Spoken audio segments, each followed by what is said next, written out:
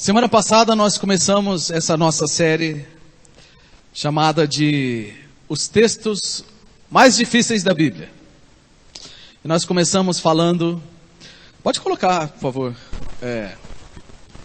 Começamos falando sobre a dificuldade que é controlar as nossas palavras. E hoje nós vamos falar sobre um tema também bem tranquilo, que é ansiedade. Falta de ar, dor no peito, dificuldade para dormir, agitação na hora de comer, inquietação generalizada, membros do corpo agitados, mãos e pernas não conseguem ficar quietos, pensamentos acelerados. Pode levantar a mão.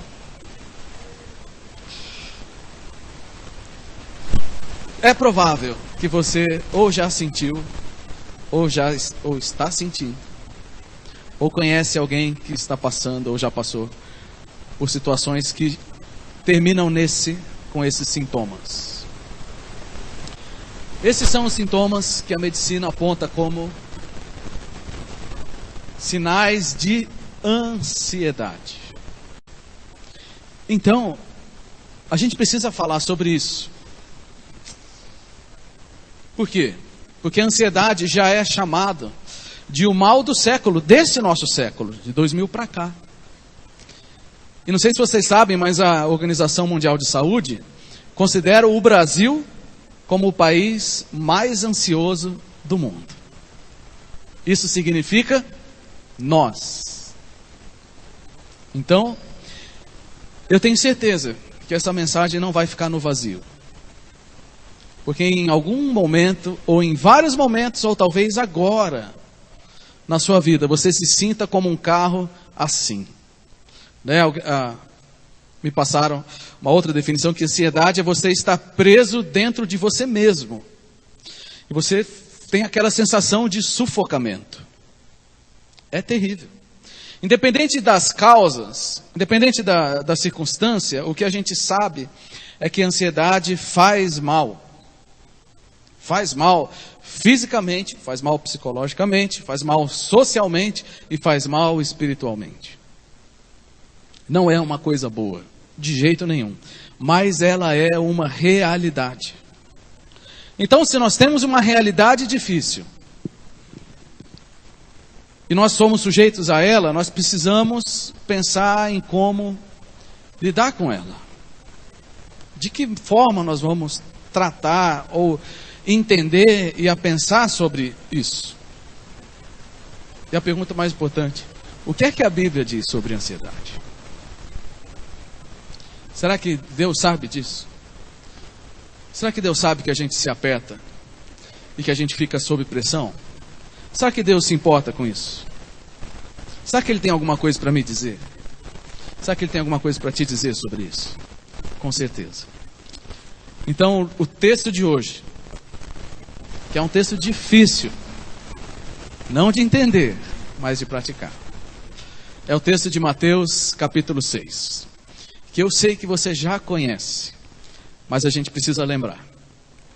Diz assim, Jesus dizendo para aqueles discípulos e para nós: por isso eu lhes digo que vocês não se preocupem com a vida diária, se terão o suficiente para comer, beber ou vestir. A vida não é mais que comida, e o corpo não é mais que roupa. Observem os pássaros, eles não plantam nem colhem, nem guardam alimentos em celeiros, pois seu Pai Celestial os alimenta. Acaso vocês não são muito mais valiosos que os pássaros? Qual de vocês, por mais preocupado que esteja, pode acrescentar ao menos 1 hora à sua vida? E por que se preocupar com a roupa? Observem como crescem os lírios do campo. Não trabalham, nem fazem roupas.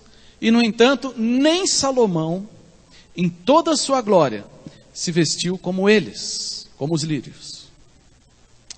E se Deus veste com tamanha beleza as flores silvestres, que hoje estão aqui e amanhã são lançadas no fogo, não será muito mais generoso com vocês, gente de pequena fé?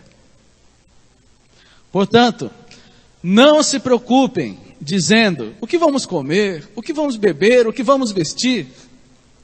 Essas coisas ocupam o pensamento dos pagãos. Mas seu Pai Celestial já sabe do que vocês precisam. Busquem em primeiro lugar o reino de Deus e a sua justiça. E todas essas coisas lhe serão dadas. Portanto, não se preocupem com o amanhã, pois o amanhã trará suas próprias inquietações. Bastam para hoje os problemas deste dia. Vamos ler junto o primeiro versículo ali, o versículo 33. Vamos lá? Busquem em primeiro lugar o reino de Deus e a sua justiça, e todas essas coisas lhe serão dadas. É difícil de entender isso?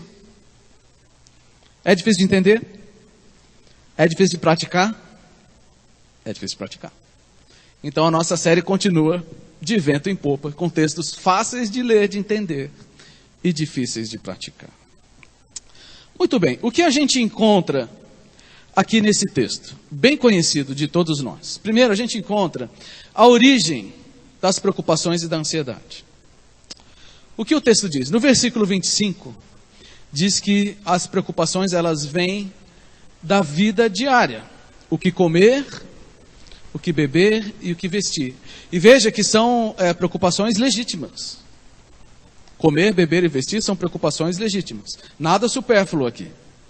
Mas mesmo assim, elas podem nos levar a um estágio, a uma condição de preocupação e de ansiedade.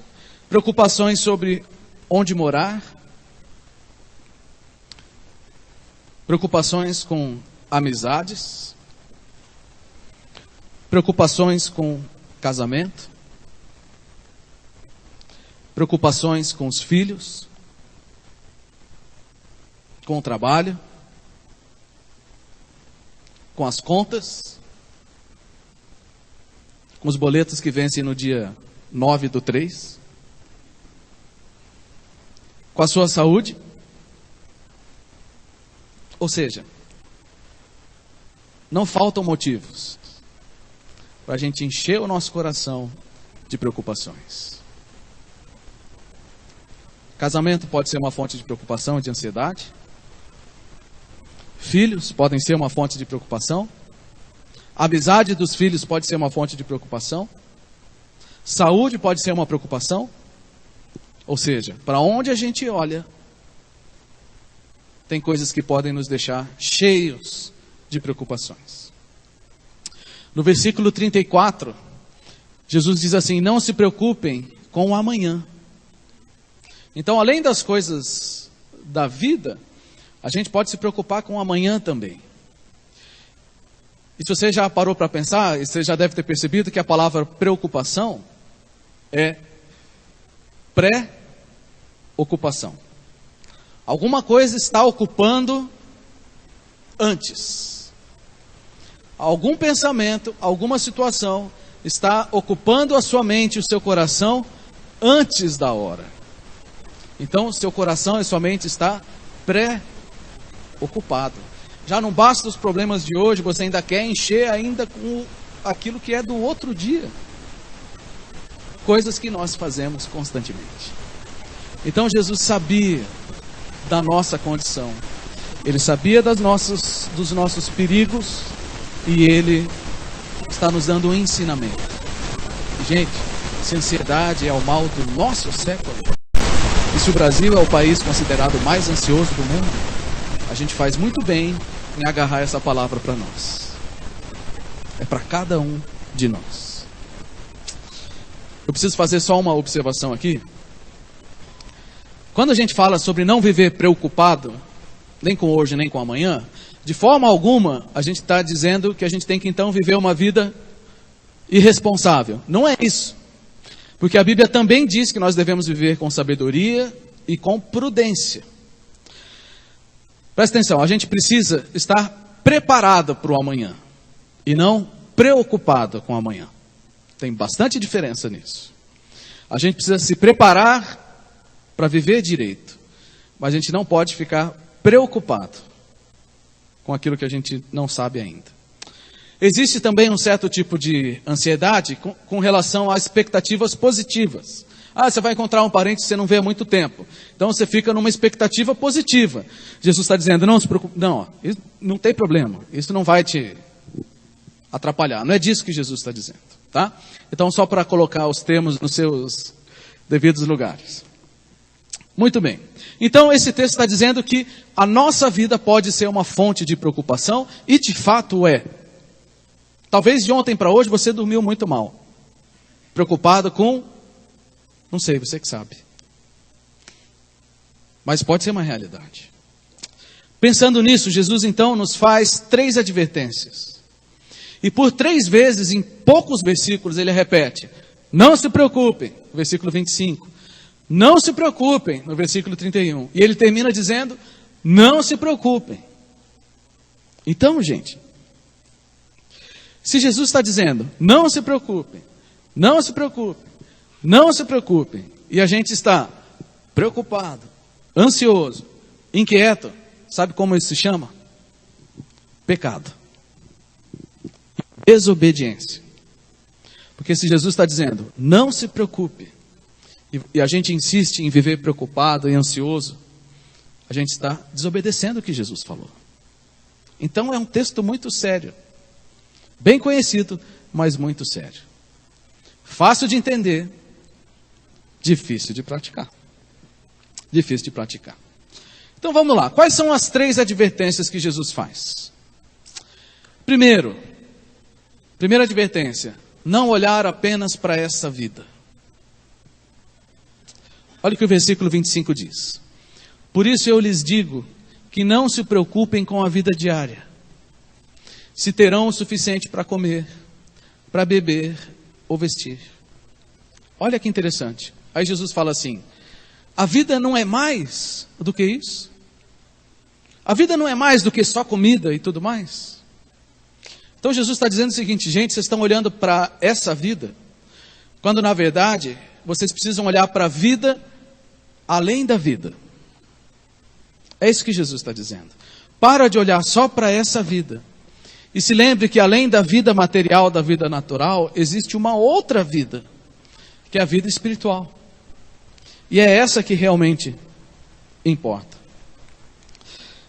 O capítulo onde estão esses versículos é o capítulo 6 de Mateus. No capítulo 6, Jesus está dizendo para os seus seguidores, para aqueles que querem andar com ele, fala assim: vocês querem andar comigo? Ótimo, vocês vão ter que tomar algumas decisões. Então nesse capítulo a gente encontra o seguinte: não ajuntem tesouros na terra, ajuntem tesouros no céu. Você quer andar com Jesus? Não dá para você ficar olhando para a terra e para o céu, você tem que olhar para um ou para outro. Logo depois Jesus diz: você não pode servir a Deus e às riquezas.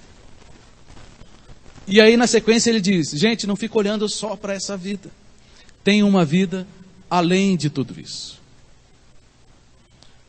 Nós queremos andar com Jesus, nós queremos seguir Jesus, mas muitas vezes nós nos perdemos nos nossos sentimentos, olhando justamente para essas coisas materiais. Não só com sentimento de responsabilidade, de prudência, de sabedoria, mas com ansiedade mesmo. E a gente fica mesmo preocupado. Talvez tem gente que não é preocupado com o que comer, mas tem gente que é preocupado com o que vestir. Tem gente que não se preocupa com o que vestir. Tem gente que se preocupa com o que comer, cada um é de um jeito. Mas, de fato, a gente passa por isso. E Jesus está dizendo, não. Toda vez que você está se preocupando mais com essa vida natural, você não está combinando com o discípulo de Jesus. O discípulo de Jesus é aquele que faz escolhas conscientes daquilo que ele vai olhar e daquilo que ele vai viver para. Então, não podemos olhar somente para esta vida. Precisamos lembrar o que está por trás disso. Segunda advertência, muito clara: é inútil viver ansioso. Qual de vocês, por mais preocupado que esteja, pode acrescentar ao menos 1 hora à sua vida? Olha que versículo espetacular. Né? Aqui Jesus bateu em todo mundo, com bastante delicadeza. O que ele está dizendo é o seguinte: que diferença vai fazer você ficar preocupado? Essa noite de sono que você perdeu, serviu para quê? Essa inquietação está te ajudando no quê? Não, agora que eu fiquei 3 dias sem dormir, agora me ajudou. Não funciona assim. Não funciona. Qual de vocês, por mais preocupado que esteja, pode acrescentar ao menos 1 hora à sua vida? O que Jesus está querendo dizer? Está querendo dizer que não adianta ficar preocupado por aquilo que nós não temos controle. E você já percebeu que a maioria das coisas que nos deixam ansiosos são coisas que nós não temos controle? Para um pouquinho para pensar. A maioria das coisas que nos deixam ansiosos são coisas que a gente não tem controle. Vou dar um exemplo. Trabalho. Adianta você ficar preocupado. Digamos que você esteja fazendo tudo certo, tá? Estou dando exemplos em condições normais aqui. Está fazendo tudo certo. Adianta você ficar preocupado? Acho que amanhã vão me mandar embora. Não, dessa semana não passa. Não, ó, estou sentindo que vai ser esse mês. Adianta. Gente, não adianta você ficar preocupado. A hora que o pessoal quiser te mandar embora, eles vão mandar embora. Você não tem controle sobre isso. A hora que eles quiserem te promover, eles também vão promover. Adianta. É isso que Jesus está dizendo. Gente, para de ficar preocupado com aquilo que você não tem controle. Saúde. Tem coisas que nós temos controle sobre a nossa saúde. E Jesus diz, cuidem bem do corpo, porque é o templo do Espírito Santo. Mas tem coisas que nós não temos controle. Ontem eu recebi uma notícia muito triste, de um pastor amigo nosso, que fez parte da nossa vida durante muitos anos. Ele foi nosso pastor, e ele deixou o ministério para trabalhar com refugiados, lá na Grécia, naquele lugar que está uma confusão. Recebi a notícia ontem que ele está com câncer de pele, e depois passou para o pulmão e para os órgãos linfáticos. Mas eles estão em paz. Ele falou, estamos orando por um milagre, e Deus vai fazer o que Ele quiser. Assim, adianta você ficar preocupado com aquilo que a gente não tem controle? Pode ser que 1 hora aconteça comigo, com você. Tem coisas que eu tenho controle e devo cuidar, tem coisas que eu não tenho controle. Mas geralmente são justamente essas que a gente não consegue controlar, que é justamente o que nos deixa ansioso. Então Jesus é muito claro para nós. Não se preocupe porque não serve para nada. A gente pode dizer isso de maneiras bem populares, bem piores, mas eu não vou dizer. Vamos ficar do jeito que Jesus diz. Não adianta nada. Viver ansioso é uma ótima maneira de você desperdiçar tempo, energia e saúde com nada. Você quer gastar tempo, energia e saúde? Fique ansioso e não vai adiantar nada. É fácil de entender, não é? É difícil de praticar. É difícil de praticar. Mas Jesus está dizendo, não fique preocupado. Terceira advertência, mais séria um pouco, mais grave. A ansiedade, a preocupação, elas revelam falta de fé. Falta de fé. Olha o que o texto diz. Se Deus veste com tamanha beleza as flores silvestres, que hoje estão aqui e amanhã são lançadas no fogo, não será muito mais generoso com vocês, gente de pequena fé, da IBR e de todos os lugares. Nós não somos discípulos de Jesus? Somos? Não queremos andar com Jesus? Então, se a gente fica preocupado, Jesus está dizendo para nós, que fé pequena que vocês têm, hein? Sabe quando você acorda de noite preocupado? Jesus está olhando e está dizendo, que fé pequena que você tem. Essas coisas ocupam o pensamento dos pagãos, que são aqueles que não creem em Deus. Mas seu Pai Celestial já sabe do que vocês precisam. Como é claro esse texto?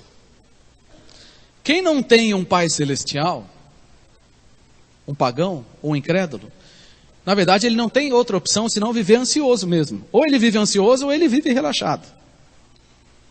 Mas quem anda com Jesus, não. Então toda vez que nós ficamos ansiosos de maneira errada, nós estamos revelando a nossa falta de fé no Senhor. Mas qual é o problema com isso? O problema é que a Bíblia diz que sem fé é impossível agradar a Deus. Então toda vez que nós ficamos preocupados além do ponto, nós estamos sendo gente de pequena fé. Consequentemente, estamos desagradando o nosso Deus. A ansiedade é um problema, gente. Porque ela faz mal, não serve para nada, ainda nos leva a desagradar a Deus. É o problema. Não é à toa que é o mal do século. Inclusive para os crentes. Sem fé é impossível agradar a Deus. Quando a gente fica preocupado, ansioso, agitado, inquieto, estamos falhando na nossa fé. A falta de fé é a marca de quem não tem Deus como um Pai celestial. Mas quando nós cremos em Jesus, nós somos feitos filhos de Deus. Então, várias vezes nesse texto, Jesus usa a expressão Pai celestial, para nos lembrar que nós temos um Pai que já sabe do que nós precisamos. Ele já sabe o que você quer. Ele já sabe o que você precisa. Ele até já sabe se o que você quer é o melhor ou não para você. Ele já sabe a hora de te dar a resposta. Mesmo que a resposta seja sim, não ou espere. Deus já sabe. E a gente precisa confiar que Ele é capaz de fazer o melhor para nós. Deixa eu contar duas ilustrações. Eu vi uma vez uma história de um homem que trabalhava com crianças em situação de risco. Em lares assim que tinha muita violência, abuso, droga, todo tipo de confusão. E as crianças viviam em constante estado de tensão e de alerta, porque era um terror a casa deles. Então esse homem pegava às vezes essas crianças e levava para a casa dele. Então na casa dele as coisas eram bem diferentes. Não tinha clima de guerra, não tinha violência, a casa estava sempre arrumada, tinha comida, as pessoas falavam com calma. Ele fala que muitas vezes, pouco tempo depois que a criança chegava, ela comia naquele ambiente diferente. Quando ele olhava, a criança estava dormindo. Por que eu estou contando isso? E por que a criança dormia? Porque ela saiu daquele ambiente de tensão. Agora ela estava numa casa de alguém que se preocupava com ela. Então não tinha mais por que ela viver naquele estado de alerta. O risco passou. É assim também. A gente precisa lembrar que a gente está na casa do Pai. Na casa do Pai as coisas estão no seu lugar. Na casa do Pai não vai faltar alimento, nem cuidado.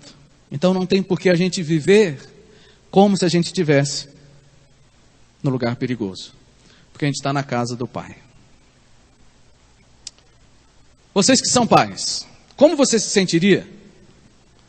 Ou até é difícil de imaginar a cena. Imagina que seu filho chega para você. Seu filho de, sei lá, até no máximo 8 anos. Ele chega assim e fala: pai, estou preocupado. Está preocupado com o quê, meu filho?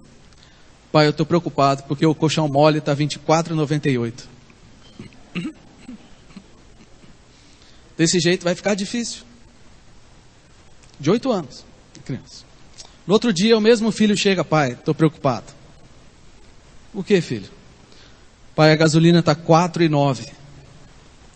Está muito caro.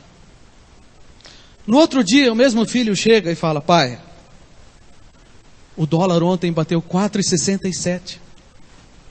O que a gente vai fazer? Primeiro, uma criança estranha. Segundo, você como pai, o que você falaria para ele? É uma cena estranha, não é? Criança não se preocupa com isso. Criança não se preocupa com isso. Ele se preocupa com outras coisas de criança. Ele não se preocupa com aquilo que é responsabilidade do pai. Não é? E nós? Nós queremos nos preocupar com as coisas que são responsabilidade do pai. E o nosso pai está dizendo: para de se preocupar com o que não é da sua conta, menino. Vai brincar. Pode se preocupar com coisas que não é da sua responsabilidade. Estão entendendo? Muito bem. Ansiedade revela falta de fé. O problema é que quando a gente vive ansioso, a gente parece filho de algum outro pai, que não o Pai Celestial. Muito bem. Além dessas 3 advertências, nós encontramos também nesse texto 3 instruções de como lidar com a ansiedade. Eu não vou demorar, pode ficar tranquilo. Não fique ansioso com o tempo. Jesus, ele sempre nos ensina. Ele nos adverte, mas ele nos ensina. E a primeira instrução é tão legal, porque Jesus diz assim: observe a natureza. Olha a natureza. Observem os pássaros. Eles não plantam nem colhem, mas eles trabalham, viu, gente? Os pássaros trabalham, eles não ficam vendo Netflix. Eles ficam lá fazendo as coisas. Eles não plantam nem colhem, nem guardam alimento em celeiro. Por quê? Pois seu Pai Celestial os alimenta. Acaso vocês não são muito mais valiosos que os pássaros? Claro que são. Claro que são. O outro exemplo. E por que se preocupar com a roupa? Observem como crescem os lírios do campo, ou as flores do campo. Não trabalham nem fazem roupas. No entanto, nem Salomão, em toda a sua glória, se vestiu como eles. Jesus fala assim: observe a natureza. Primeiro remédio contra a ansiedade: vai passear. Vai passear no horto, no zoológico, no parque ecológico, no bairro, na horta, onde você quiser. Mas vai olhar os pássaros e as flores. Primeira lição para a ansiedade. Porque a natureza revela quem Deus é. O Salmo 19 diz isso. Que os céus declaram a glória de Deus e o firmamento anuncia as obras da sua mão. Então toda vez que a gente para essa nossa vida maluca e para olhar o que Deus faz, Deus está falando com a gente. Não quer dizer que você tem que abraçar a árvore. Deixa isso para outro pessoal. Mas você pode olhar para a criação de Deus e lembrar que o Deus que fez a criação é o Deus que cuida de você. O texto fala ali dos lírios do campo, uma flor. E diz que nem Salomão em toda a sua glória se vestiu como um deles, uma flor deles. Você sabe que Salomão foi o rei mais rico de Israel que já existiu. Eu estava, por curiosidade, fui pesquisar, e Salomão recebia, no mínimo, 25 toneladas de ouro por ano, de impostos, fora as outras coisas. Os copos eram de ouro, os talheres eram de ouro, o trono era de ouro, era tudo de ouro. O que não era de ouro era de marfim. Diz que a prata, nos dias de Salomão, não valia nada. Aí sempre tem gente que faz pesquisa, né? Foram pesquisar as pessoas mais ricas da história. E Salomão está lá, entre os 5 mais ricos de todo o tempo. E a fortuna calculada de Salomão chega perto de 3 trilhões de dólares. 3 trilhões de dólares. O Bill Gates, a fortuna dele é mais ou menos 150 bilhões. Ou seja, perto de Salomão, Bill Gates é um favelado, coitado. 3 trilhões, eu não consigo nem imaginar isso. E o que Jesus está dizendo para nós? Ele está dizendo assim: nem esse cara que tinha essa fortuna impensável conseguiu se vestir do jeito que eu visto a flor, que nasce hoje e morre amanhã. E vocês valem muito mais que a flor.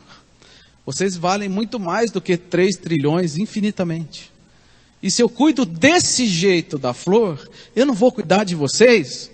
Está preocupado com o quê? Com o que você está preocupado? Vai passear. Vai passear no bosque. E olha o que Deus fez. E como Deus pode cuidar de nós. Segunda instrução que Jesus nos dá: ajustar as prioridades. Busquem, em primeiro lugar, o reino de Deus e a sua justiça. E todas essas coisas lhes serão dadas. Que coisas? Daqui a pouco a gente fala disso. Mas é o básico da vida. Então Jesus fala, você olha a natureza, mas olhe para você também. Olhe para a forma como você está vivendo. E ajuste as suas prioridades. Deixa eu ler um texto que fala sobre o que é o reino de Deus. Porque a gente conhece esse texto, né? Mas a gente se confunde sobre o que é buscar, e sobre o que é o reino de Deus, e sobre o que é o primeiro lugar. Nem sempre a gente explica direito e entende isso direito. Então eu vou tentar esclarecer aqui. Primeiro, o que é o reino de Deus? O reino de Deus não é comida nem bebida, mas justiça, paz e alegria no Espírito Santo. Romanos 14, 17. Lembra do início que eu falei que a gente deve olhar para a vida além da vida? É o que o texto está dizendo. Existe algo mais precioso do que só as coisas materiais. Então a gente precisa entender que colocar em primeiro lugar o reino de Deus significa colocar em segundo lugar as coisas materiais. Porque o reino de Deus não é isso. Não é isso. O reino de Deus é outra coisa. E o texto diz também: busque o reino de Deus e a sua justiça. O que é a justiça de Deus? Ou melhor, o que é a justiça do reino de Deus? A justiça do reino de Deus são os valores do reino, aquilo que é importante para Deus. É isso que nós devemos buscar. Nós devemos buscar e incorporar na nossa vida aquilo que é importante para Deus. O que é importante para Deus? Sugestão: 3 coisas. Que a Bíblia diz ao longo de todos os livros. A justiça de Deus, os valores do reino, eles são percebidos quando a gente tem compromisso com a comunhão com Deus. Comunhão pessoal com Deus. Isso é um valor do reino. E você precisa buscar isso. E quando eu estou falando disso, eu estou falando de você achar algum horário no seu dia, que eu não sei quando vai ser. Pode ser de manhã, pode ser na hora do almoço, pode ser de noite, pode ser, não sei. A vida é sua, a agenda é sua. Mas quem quer o reino de Deus precisa priorizar a comunhão com Deus. Não existe buscar em primeiro lugar se você não separa um tempo de qualidade para conversar com Deus. De vez em quando eu pego aqui a Avenida Europa na hora do almoço, e sempre tem um rapaz sentado na calçada, é o horário de almoço dele. Tem uns do lado com o celular, outros fumando, e ele com a Bíblia. É muito legal. Várias vezes. Passava lá, está o pessoal lá, e ele sentado com a Bíblia. Está aí alguém que de alguma forma me parece que está priorizando um dos valores do reino. Comunhão com Deus. Você está fazendo isso? Que horas você tem feito? Quanto tempo você tem feito? Está passando, voando pelos textos? Está aproveitando para orar, para abrir o seu coração? Ou você só lembra no domingo? Ou no dia do PG? Buscar o reino de Deus em primeiro lugar significa valorizar a sua comunhão pessoal com Deus. Mas também significa valorizar a comunhão com o povo de Deus. Esse é um outro valor do reino. Porque no mesmo, ali onde nós lemos que o reino de Deus não é comida nem bebida, 2 versículos depois o texto diz que nós temos que edificar uns aos outros. Porque o reino de Deus é um reino coletivo. Então significa valorizar a igreja, que é o povo de Deus. Aonde você estiver, valorize a igreja. Não precisa ser essa, mas se você está nessa, valorize essa. Mas valorize o povo de Deus.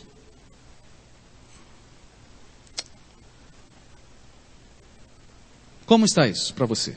Já falei tanto sobre compromisso, né? Graças a Deus, nossa igreja é uma igreja bem comprometida.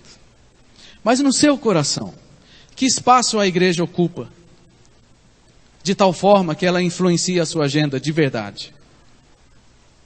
Porque a igreja ela é importante à medida que ela de fato faz você não marcar coisas que compitam com o horário da igreja. A igreja e os irmãos têm que ser tão importantes que isso vai fazer diferença na sua vida toda. Os irmãos, pequeno grupo, escola bíblica, PA, grupos de discipulado. Se a igreja é importante, isso precisa ficar claro. Precisa ficar claro. Buscar em primeiro lugar significa valorizar a comunhão com o povo de Deus. E por último, significa ter um compromisso com a missão de Deus. Comunhão com Deus, comunhão com o povo de Deus e compromisso com a missão de Deus. Qual é a missão de Deus para nós? Ide por todo mundo e pregai o evangelho a toda criatura.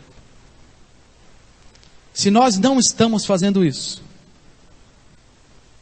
não podemos dizer que nós estamos buscando em primeiro lugar o reino de Deus. Por isso que nós lançamos, através do pequeno grupo, aquele desafio do eu mais um. Eu mais um.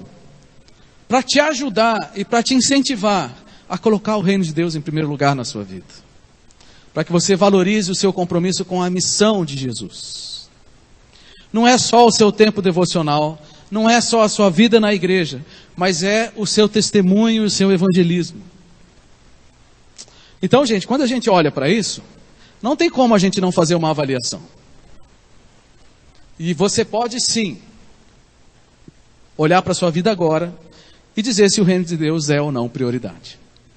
Se essas coisas estão acontecendo, amém, glória a Deus. Você está buscando o reino de Deus em primeiro lugar. Se elas não estão acontecendo, lamento. Está desperdiçando o seu tempo com coisas que não são prioridade. É o que o texto nos diz. Aí tem a conclusão. E todas essas coisas lhe serão acrescentadas. Não é que Deus vai dar tudo o que a gente quer, a gente já sabe disso. Mas Ele vai nos dar tudo o que nós precisamos. É o que a Bíblia está dizendo. O que nós precisamos, o Senhor vai dar. Quando nós colocamos o reino de Deus em primeiro lugar, todo o restante se ajusta. Todo o restante se ajusta. É como se Deus estivesse nos dizendo: cuide das minhas coisas, que eu cuido das suas. Quando cuidamos das coisas de Deus, Ele cuida das nossas. Se tem uma lição que eu aprendi na minha vida, vendo a vida dos outros, a minha própria experiência, é que esse versículo é verdade do começo ao fim. Se você está com a vida bagunçada, cheio de preocupações, cheia de desajustes, está faltando cuidar mais das coisas de Deus, para que Ele possa cuidar das suas. Agora, você tem a opção de você cuidar das suas também, ou você pode dar para Deus. Quem será que vai cuidar melhor, hein? Quem será que vai cuidar melhor? Eu acho que é Deus, tenho certeza. Então, o desafio aqui é a gente se dedicar mesmo às coisas de Deus. Acho que 3 semanas, o Marcelo veio aqui pregar, aquele meu amigo. Ele falou exatamente isso. Chegou uma hora na vida dele que ele tinha que decidir que lugar o reino de Deus vai ocupar na minha vida. Gente, ele é muito humilde e acessível, mas ele é uma pessoa de muito sucesso profissional. Muito. Mas ele decidiu priorizar o reino de Deus na sua vida. E aquilo que já era bom, ficou espetacular. Então, ele é alguém que claramente a gente vê Deus cuidando dos negócios, das empresas, do que ele faz. Mas ele tomou uma decisão. E é essa decisão que a gente precisa tomar. Hoje. Não só hoje, como todo dia. Porque a última instrução do texto é justamente viver um dia de cada vez. Mas como assim viver de cada vez? Um dia de cada vez? Viver um dia de cada vez do jeito do versículo anterior. Buscando o reino de Deus em primeiro lugar. Portanto, não se preocupem com o amanhã. Pois o amanhã trará suas próprias inquietações. Bastam para hoje os problemas deste dia. Nós não temos o direito de trazer para hoje aquilo que pertence ao amanhã. Vou dizer de novo. Nós não temos o direito, por esse texto, de trazer para hoje aquilo que pertence ao amanhã. Mas nós temos obrigação de viver o hoje, buscando o reino em primeiro lugar. É isso que o texto está dizendo. Tão difícil de praticar.